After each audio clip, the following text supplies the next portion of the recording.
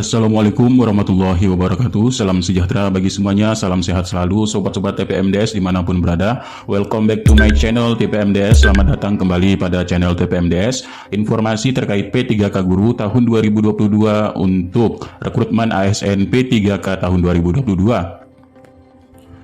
Nah, seperti yang sudah kita bahas sebelumnya di sini, yaitu untuk peserta seleksi ASN P3K Guru ini memiliki tiga kategori ya, ada prioritas 1, 2, 3 serta pelamar umum.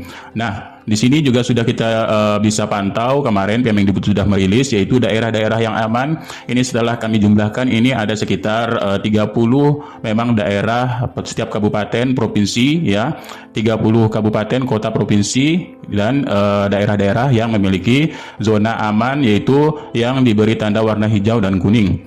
Nah, kemudian di sini kemarin juga sudah Bapak Ibu melihat, yaitu tentang kuota ya, yaitu kuota ada yang lebih besar dari peserta yang lulus PG dan ada yang lebih kecil dari peserta yang lulus PG per daerah masing-masing, yaitu provinsi, kabupaten serta kota di sini. Nah, Bapak Ibu perlu ketahui dalam seleksi P3K tahun 2022 untuk jabatan fungsional guru, ini seleksinya dalam mekanisme penempatan serta observasi ya, ini memang sudah melalui mekanisme sistem ya. Nah, jadi sudah melalui mekanisme sistem. Awal data sistem utama adalah data pokok, yaitu Dapodik ya. Nah, data pokok pendidik. Nah, kemudian yang perlu kita pahami sekali lagi, formasi ini dibuka berdasarkan kompetensi individu yang berada di sekolahnya. Artinya, bagi guru-guru yang memiliki kompetensi, baik yang sudah lulus passing grade, serta pelamar untuk prioritas 2 dan prioritas 3, ya, kompetensi apa saja yang diperlukan. Jadi, kalau untuk prioritas 1 yang lulus passing grade, ini kompetensi hasil nilai yang sudah didapat di tahun 2021. Nah, semuanya by system ya, tidak ada lagi by system, by name, by address, semuanya sudah terintegrasi melalui sistem topologi dari database, baik itu dari Kemendikbudristek untuk Dapodik, kemudian data dari BKN, Badan Kepegawaian Negara untuk SSCASN, serta data kuota dan formasi dari Kemenpan RB ya. Nah, kemudian selanjutnya yang berbeda untuk tahun 2022 ini ada dua hal yang sangat mencolok sekali ya. Untuk tahun 2022 Pemda membuka formasi berdasarkan kompetensi, baik yang sudah lulus passing grade dengan nilai yang sudah lulus passing grade maupun yang sistem observasi untuk yang prioritas 2 dan prioritas 3 ya. Sekali lagi Bapak Ibu, supaya lebih untuk memahami lagi ya, ini ada dua yang memang kategori prioritas, yaitu yang sudah lulus passing grade dan menggunakan sistem observasi ya. Nah, untuk yang paling penting juga, formasi ini melekat pada guru di sekolahnya, artinya formasi melekat pada guru induk ya, dan diikuti oleh yang terdaftar di Dapodik saat ini. Kemudian poin penting lagi, tidak terjadi mutasi, rotasi serta penggeseran ya, penggeseran untuk guru-guru yang sudah bekerja pada instansi ataupun pada sekolahnya masing-masing. Tidak akan terjadi penggeseran kembali. Nah, kompetensi yang mempertimbangkan kompetensi profesional, pedagogik, sosial, dan kepribadian, dan menggunakan mekanisme penempatan uji kesesuaian serta observasi. Berarti yang diutamakan ada yang lulus PG dan sistem observasi ya. Nah, ini nanti ada penjelasan untuk yang mengapa kami tandai untuk yang PG dan observasi, kemudian formasi melekat di sekolahnya dan tidak terjadi pergeseran atau mutasi dan rotasinya. Nah, setelah kita data ya kemarin yang untuk pendataan yang ini ya. Nah, setelah didata ini ternyata untuk daerah yang memiliki kuota lebih besar daripada yang lulus passing grade-nya, ini ada 357 totalnya. Nah ya, daerah aman karena formasinya ini lebih besar dari guru yang sudah lulus passing grade. Namun yang tidak aman ini sekitar 150 karena formasinya lebih kecil dari yang sudah lulus passing grade. Nah, ini untuk yang daerah kemungkinan sedikit tidak aman karena ada Pemda memang yang tidak mengusulkan formasi, masih mengharapkan formasi yang lebih dari yang sisa dari tahun 2021. Namun ada 21 Pemda juga ini tidak memiliki guru yang lulus passing grade karena dia tidak membuka formasi pada tahun 2021 kemarin, baru mengusulkan atau mengajukan di tahun 2022 ini. Nah, maka formasinya ini masih terbuka lebar. Nah, dengan prioritas 1 sampai prioritas 2 ya, prioritas 2 dan prioritas 3 serta pelamar umum. Nah, ini untuk daerah-daerahnya. Kemudian perlu Bapak Ibu ketahui ya, mekanisme penempatan sudah kita bahas sebelumnya. Penempatan ini kemungkinan 193.000 guru honorer ini berdasarkan kebutuhan serta kuota yang tersedia di daerah dengan urutan-urutan prioritas-prioritas yang THK 2 negeri lulusan PPG, dan masing-masing prioritas ini akan dilakukan urutan berdasarkan nilai. Jadilah kita ambil contoh di sini ya. Nah, seandainya kita ambil contoh ini THK 2 ya. THK 2 jadi diurutkan sama-sama THK 2. Diurutkan dalam satu instansi atau satu wilayahnya di sini. Diurutkan 1 sampai 4 seandainya ya. Kemudian honorer negerinya kita urutkan, honorer negeri sama honorer negeri di sini kita urutkan. Kemudian lulusan PPG ya, urutkan semua. Nah, berdasarkan pada masing-masing kategori ya. Masing-masing kategori berarti kategori THK 2 sama THK 2 ya, negeri sama negeri, PPG sama PPG, swasta sama swasta. Nah, ini ya berdasarkan kategori dan mengurutkannya yaitu dengan nilai teknisnya ya. Jika masih sama melihat dari sosiokultural dan masih sama lagi wawancara dan lihat usianya. Nah, ini kemarin yang sudah didapat ya. Ada namanya jenis YP1, YP2, YP3 ya dan sebagainya.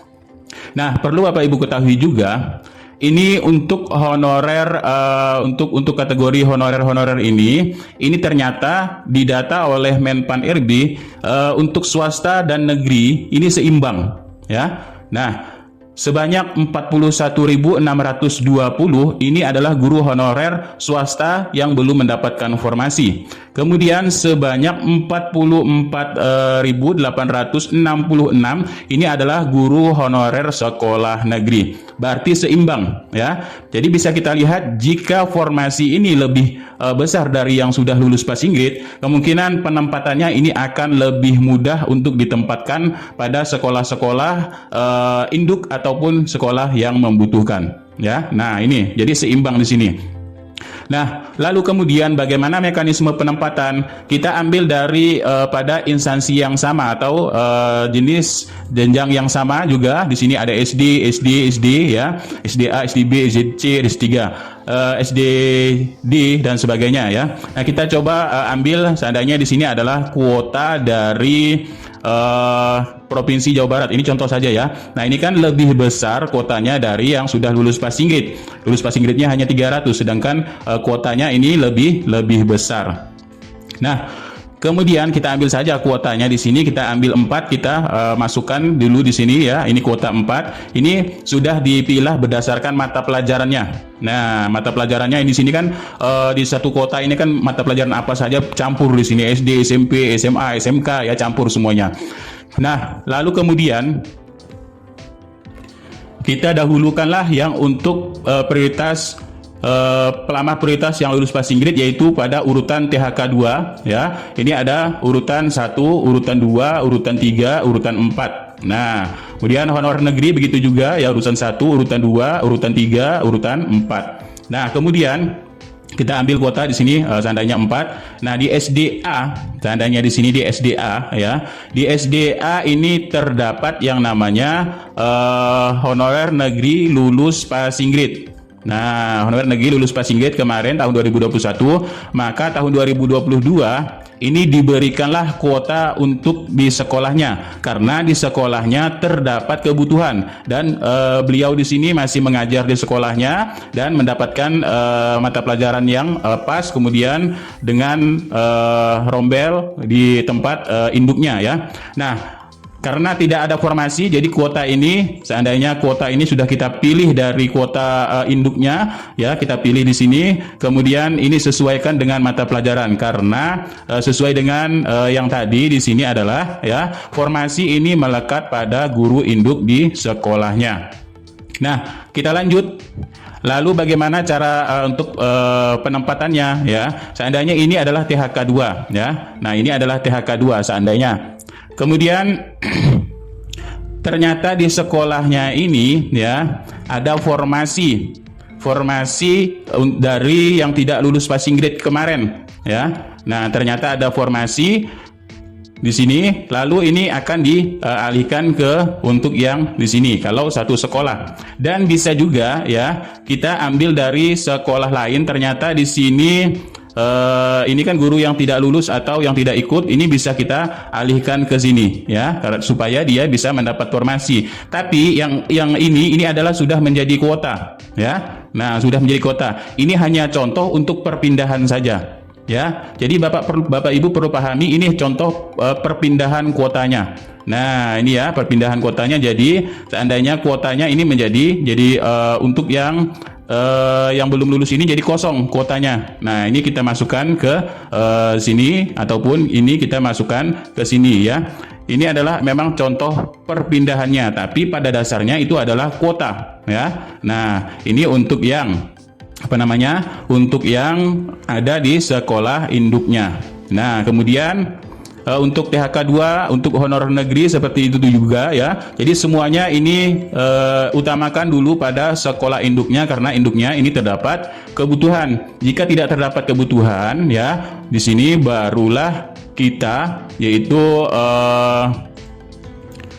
barulah kita masukkan ke sekolah lain ya. Nah, sekolah lain ini atas dasar perankingan tadi ya. Nah, setelah kita masukkan dapat semuanya, ini setelah di ranking 1 2 3 4, ternyata yang 4 ini ya. Nah, yang terakhir ini guru honorer negeri yang 4 ini masih berada dalam call ya. Nah, ini masih berada dalam call karena tidak mendapatkan tempat. Di sini sudah terdapat tempat ya. Kemudian di sini masih kalah perankingan tadi. Ini kalah perankingan, yang terakhir ini tidak mendapatkan tempat. Ini yang terakhir guru honorer negeri karena kita dahulukan THK 2 dulu ya. Nah, kami masih ingat dengan pernyataan dari Bapak Andika pernah mengatakan hal tersebut ya. Solusinya seandainya guru negeri ini ya kemarin ini dia seleksi kompetensi satunya ini di SD ya. Nah, di SD kemudian karena kalah perankingan dan tidak ada lagi formasi di induknya, ini dia mengambil yaitu yang SMP. Nah ya. Nah, pertama dia di SD. Di sini SD. Kemudian dia mengambil seleksi kompetensi 2 ini di SMP. Nah, di SMP. Jadi untuk yang untuk yang di dalam di sini ya. Nah, di dalam call ini bisa kita alihkan untuk dalam instansi yang berbeda ataupun dalam lintas yang berbeda karena kita melihat nilai ini ya. Nah, karena kita melihat nilainya dulu. Nah, karena kita melihat nilai yang kedua, seleksi kompetensi 2 ini di SMP. Nah, ya karena di SD-nya ini tidak ada, tapi dia memiliki kompetensi nilai yang kedua yaitu di SMP. Jadilah dia mapel ya, karena bukan guru kelas lagi di sini, bukan di SD. Jadi dia bisa lintas. Nah, nanti di sini ya, ini bisa ditaruhkan ibaratnya dengan nilainya yaitu di SMP ya. Nah, ini bisa di SMP. Dengan nilai tadi yang sudah lulus passing grade yaitu memiliki nilai lintas dari sekolahnya ya. Nah, ini bisa ditempatkan seperti ini. Ini menurut dari Bapak Andika Kemendikbudristek selaku dari perencana dan pengadaan dari Kemendikbudristek ya. Seperti itu juga ya, jika dia memiliki nilai kompetensi 2 memilih SMA, dia juga bisa ditempatkan seperti ini kalau sepanjang induknya ini tidak tidak memiliki kebutuhan di sekolah induknya lagi ya. Nah, seperti itu. Ini bisa diatur seperti ini. Nah, dengan demikian pengaturannya kemungkinan memang akan lebih besar untuk guru-guru ini mendapatkan formasi jika memang Pemdanya ini kebutuhannya ini diajukan memang banyak formasinya. Ini akan mudah sekali untuk menempatkan guru yang seperti ini. Nah, lanjut di sini kalau untuk lulusan PPG dan swasta ini sesuai dengan kompetensi yang didapatnya ya. Ini sesuai jika ada kebutuhan bisa dimasukkan ya. Jika ada kebutuhan masukkan. Kemudian untuk yang ranking 1 ini yang didulukan lulusan PPG ya. Nah, ini kemudian baru di sini bisa dimasukkan ya. Nah, bisa kita masukkan ke dalam yang memang memiliki kebutuhan pada instansi yang sama ataupun daerah-daerah di sekolahnya. Nah, ini ya untuk penempatan. Kalau memiliki kuota banyak, kemungkinan ini penempatan seperti ini bisa diatur sedemikian rupa ya dengan berbagai macam kebutuhan-kebutuhan yang ada ini bisa ditempatkan tergantung dari kompetensi yang sudah didapatkan pada tahun 2021 atau nilai yang sudah lulus passing grade-nya. Nah, seperti itu bisa ditempatkan. Namun kalau memang masih tidak ada kebutuhan ataupun sepanjang kuota formasi ini tidak tersedia, maka dia akan tersimpan pada database Kemendikbudristek ya. Jadi intinya adalah ketersediaan formasi oleh pemerintah daerah dan kebutuhan pada masing-masing instansinya. Di sini ya, melihat dari rasio mapel, rasio rombel dan sebagainya. Namun untuk yang selanjutnya ya, seandainya pada prioritas 2 dan prioritas 3 yaitu untuk THK 2 dan guru honor negeri yang lebih dari 3 tahun mengajar namun belum lulus passing grade ataupun belum mendaftar. Di sini ya poinnya. Nah, di sini guru non ASN yang belum lulus atau belum melamar karena tadi tidak tergeser pada sekolah-sekolahnya ya, ini tidak tergeser pada sekolah-sekolahnya. Nah, maka dari kuota yang ada tadi di sini, kuota yang masih sisa, dicarikanlah mapel apa sebanyak di sini mapel apa, kemudian pada instansi pada sekolah-sekolah apa, SD, SMP, SMA, dicarikan di kuota yang sudah dibaurkan menjadi formasi yang sudah dibaurkan menjadi kuota di sini ya. Nah, ini adalah simulasi perpindahan dari formasi ya. Nah, sebenarnya kalau kita melihat dari kuota memang berdasarkan kuota, cuman masalah perpindahannya ini adalah jenis simulasi perpindahan formasinya ya. Nah, seperti itu Bapak Ibu. Jadi jangan salah kita menafsirnya. Nah, kemudian untuk yang belum lulus maka akan sisa dari formasi yang sudah lulus passing grade tadi, maka barulah ya formasi kuota ini akan kita jadikan formasi lagi. Formasinya baru kita bisa tempatkan di yang seleksi observasi tadi. Nah, seandainya di sini yang belum lulus, ini honor negeri yang lebih dari 3 tahun, seandainya ya. Karena THK 2 kemarin otomatis banyak yang mengisi, kemudian THK 2 ini juga belum mendaftar ada juga ya. Jadi di sekolah induknya ini diberikan juga formasi. Mana buktinya? Nah, buktinya adalah seperti yang sudah kami jelaskan tadi ya. Buktinya di sini untuk nah ini ya, formasi melekat pada guru di sekolahnya baik yang PG maupun yang observasi. Berarti yang observasi yang prioritas 2 dan prioritas 3. Nah, seperti itu. Nah, jadi itu juga akan diberikan yang namanya formasi di sini ya. Formasi kita berikan formasi di sekolah induknya masing-masing tanpa menggeser tanpa tergeser oleh yang sudah lulus passing grade. Nah, jadi kemungkinan besar ini juga bisa mendapatkan formasi di sekolah induknya sepanjang ketersediaan formasi ini tersedia. Seandainya sini lebih kan ya. Kalau kurang ini kemungkinan udah stop. Jadi ini tetap mengajar di sekolahnya dan tidak ada formasi, nunggu formasi tahun depan atau tahun 2023 nanti ya. Nah, itu. Jadi di sini diberikanlah formasi karena prioritas ini akan mendapatkan formasi dan formasi melekat pada sekolah-sekolah di tempatnya mengajar. Nah, seperti itu ya. Kalau perpindahan untuk yang PG tadi itu kemungkinan di sini untuk yang PG ini di sekolah induknya sepanjang memang kebutuhan ini tersedia. Kalau tidak bisa pindah dari lain pindah ke sini ya, pindah ke sini. Kemudian berpindah-pindah ini kuotanya ini berpindah-pindah ya. Nah, bisa orangnya yang berpindah, bisa kuotanya yang berpindah, formasinya yang berpindah ya. Nah, seperti itu. Oke, di sini mudah-mudahan ini dapat sedikit pencerahan ya bagi kita untuk bagaimana sistemnya. Tapi sistem semuanya ini adalah sudah melalui sistem by name by address ya. Ini tadi informasi berdasarkan kompetensi individu. Nah, ini ya by system by address. Jadi kita tidak bisa oh saya mau di sini, saya tidak mau di sini. Kalau seperti itu ya, ini sepanjang persetujuan yang Menpan RB kemarin ya. Sepanjang ini sekolah ini guru ini menyetujui. Kalau tidak setuju ya tidak akan diberikan formasi tersebut ya. Nah, formasinya bisa dialihkan ke lain ya. Nah, seperti itu. Jadi mudah-mudahan semuanya setuju ya, bisa ditempatkan di sekolah masing-masing dan sekolah lain memang yang masih tersedia dan masih tersedia kebutuhan. Lalu ada yang bertanya, bisakah antar beda instansi, beda tempat, instansi dan sebagainya seandainya ya Jawa Barat ke Jawa Tengah. Sampai saat ini belum ada untuk perpindahan seperti ini karena pengaturan untuk formasi ya ini berada pada daerahnya masing-masing.